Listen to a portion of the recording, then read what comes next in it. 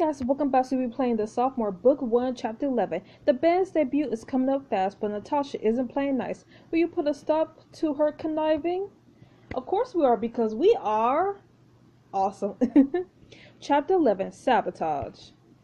Man, we're going to have to throw these hands, so we better get ready. You return home from the football field and run to Kaitlyn in the living room. Hey, Luna. Oh, you don't look too happy. What's up? She moves aside a bunch of papers and passes a spot on the couch next to her. You sit down beside her while she looks at you with concern. I was just with Chris and Zig at practice and things got out of hand with Manny again. Again? How is he still on team if all he does is cause trouble? I think part of it is that Chris just doesn't want to step on anybody's toes. Nope. Chris, you need it. You glance at some of the loose papers on the couch. Were you writing an essay? Heck no, this is 100 times more fun.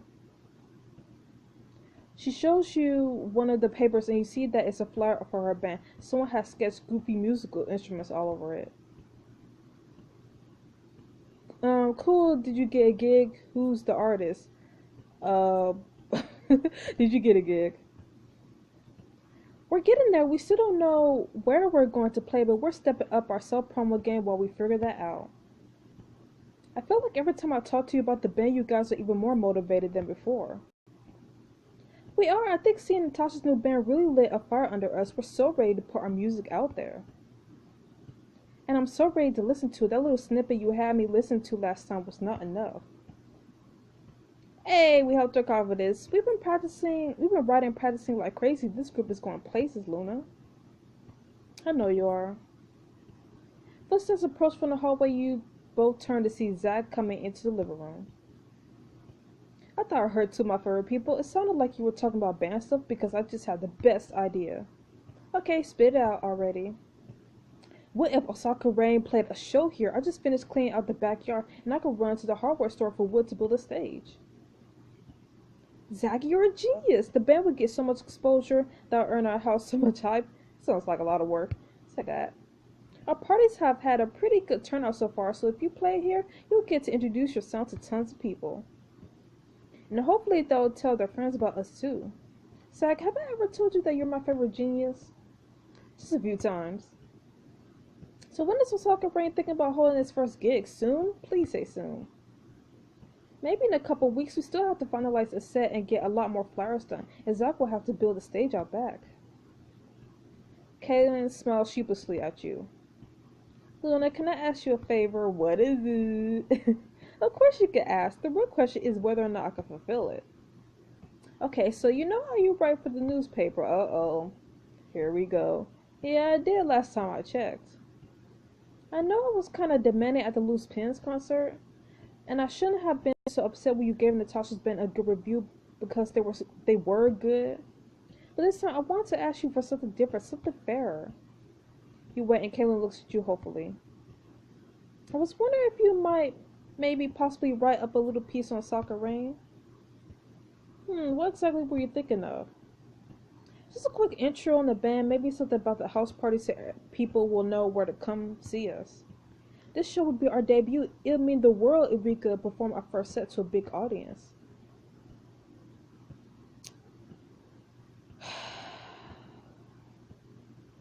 Oh my goodness, should we help? I feel like, I'm not going to say I owe it to her, but, since we didn't write about the band, the last time, I feel like we should do this as a friend. You know what? Let's do it. I'll help. I need to interview you first, though. Do you have time right now? You bet I do. I'm gonna go browse Uskia's online catalog to see what kind of patio furniture they have. You two have fun. As Zach has a way, you pull out your notebook for an improv interview. After asking a few questions about the band's origins, their sound, their aspirations for the future, you decide to ask about the band members. Which band member has the weirdest sense of humor, has the most experimental sound, gives the most surprising musical suggestions? I'll say that. Oh, that's totally Anissa. She has more of a classical background on piano, so she'll suggest things we never would have thought about. And since we didn't have a keyboardist in our last band either, it's really neat seeing what kind of techniques she brings to the table. Can you give me an example? Okay, so you know Beethoven's Moonlight Sonata? Well, she played part of that under one of our courses, and it sounded so badass. Ooh, I'd like to listen to that. Maybe bio and this position, keyboardist, specialty, males, classical, contemporary sounds. Okay, just one more question. Do you have any lyrics from upcoming tracks that you could tease us with? I do have some songs in the works.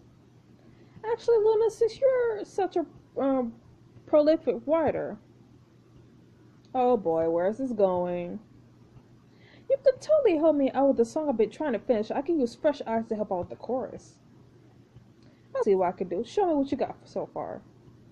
Kaitlyn rummages in her backpack and takes out a creased sheet of paper. She smooths it over her knee and frowns.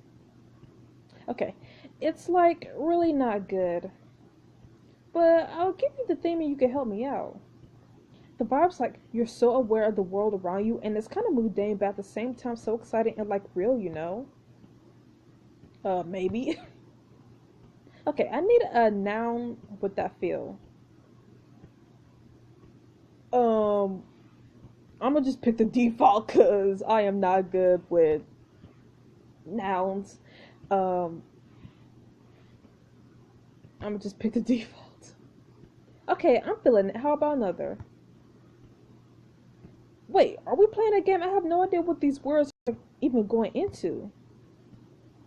It's more fun this way. Come on, another now. Think about the profundity of human life. Guess we'll go with memories. Okay, adjective. Guess we're going gritty. Okay, last one, a verb. Man, I haven't heard these words since middle school. She pulls you into an excited hug. Thanks, Luna. I totally owe you one. Wait, that's it? I want a sneak preview. Well, I thought of a couple lines just now. They go like this.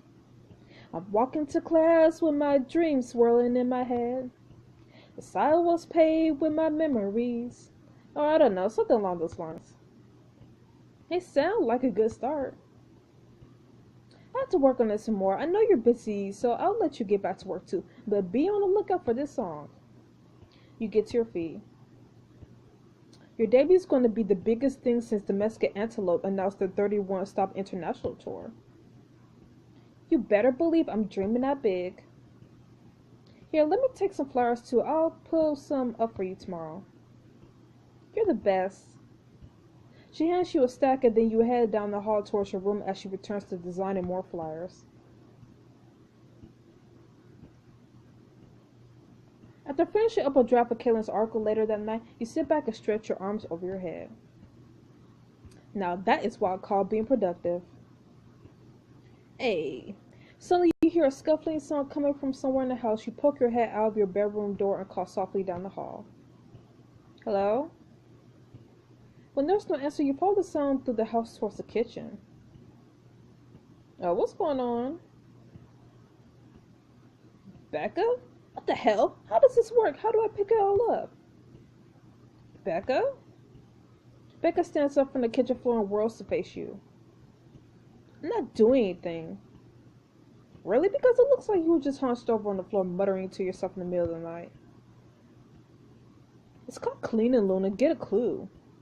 You cross your arms to give Becca a challenging look. Cleaning again, Becca, are you stressed out feeling guilty about Master trying to mess this kitchen up? Are you stressed out? Because I can't think of at least one reason you will be. Becca flips her disheveled hair out of her face. No, or I wasn't until you showed up and started hounding me. You let out a long breath.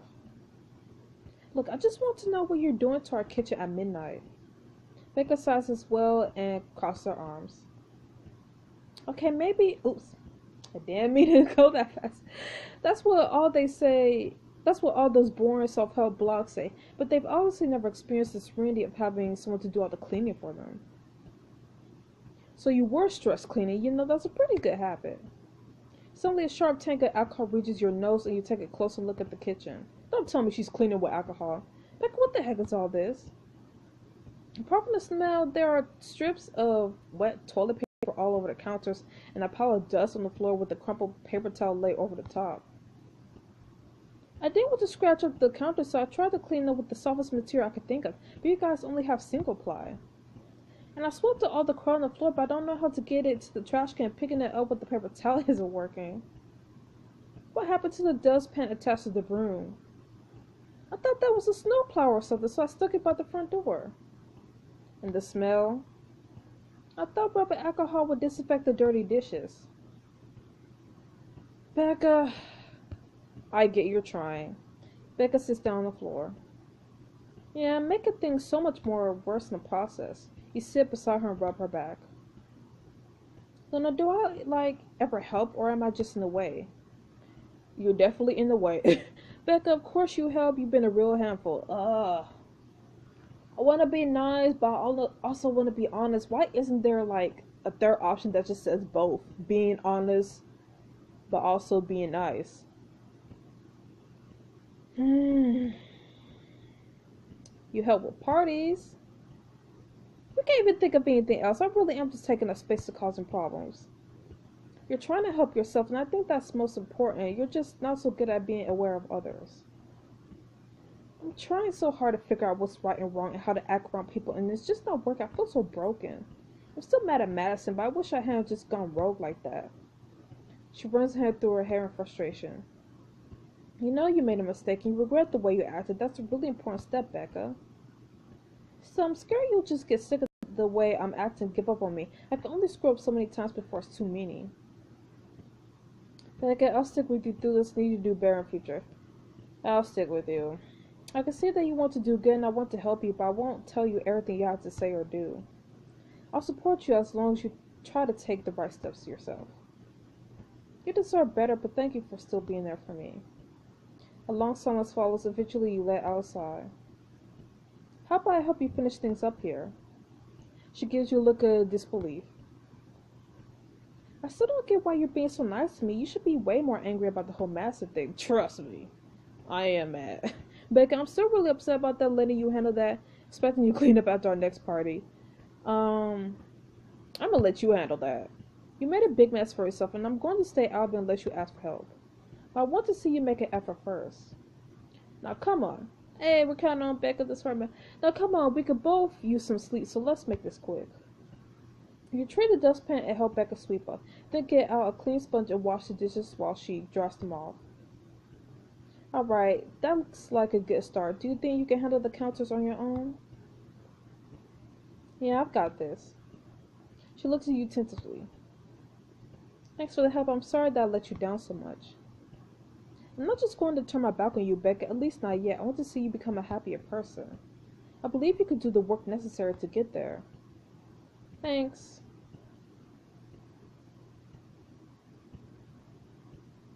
Just as you close your bedroom door, your phone buzzes on your desk. You cross the room to pick it up and answer a call from James. Hey there, boss man. I hope you're not calling about business at this hour. He chuckles warmly on the other end of the line. I was just calling to wish my beautiful girlfriend a good night. You're lucky I wasn't asleep. Lucky I have good intuition. I have a feeling I should call right now. What are you doing up so late?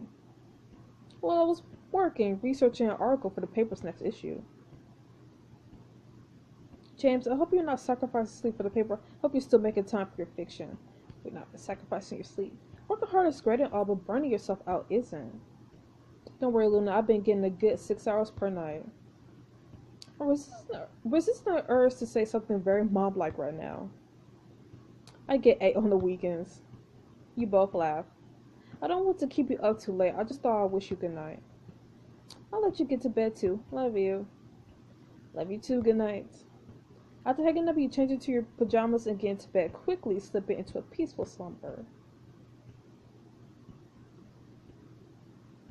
You wake up early the next morning and decide to start putting up Kaitlyn's flyers. After a quick breakfast, you head out campus.